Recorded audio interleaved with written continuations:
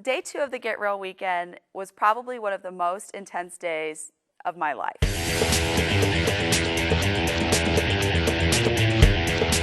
The very first thing we had to do was get over this wall. Like, there's a 12-foot wall, and we had to get everybody from our team over it. And it was such a remedial thing to get over a wall. But it meant so much more because you were doing that with 5 people that you had never really worked together before. When we first walked over to it, some people in our group were kind of like, well, you can't do that. I mean, we can't get up that high because we're not going to be able to get the last person up. So once we finally did it, it was just like, wow, we can really do a lot more than we think we can. When we succeeded at certain things, especially getting over the wall, our group really had a sense of pride.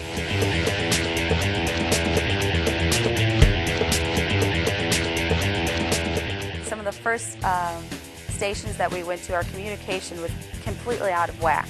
We didn't know who was going to say what, who was going to guide who, where people were going, but it was really interesting. By station 3, 4, and 5, we started to really meld and talk to one another. Some of the stuff was physically hard, but once I completed it, it was just a great feeling that I had faced a challenge and beat it.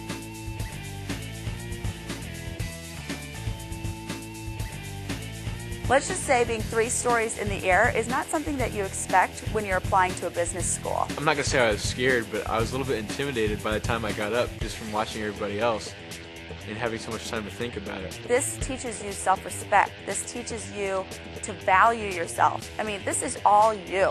And after I climbed up that rope ladder, after I swung on the swing, I felt pretty cool. Now, I have to admit, I wasn't saying that as I was swinging through the air. I was screaming my lungs out. It was just a huge rush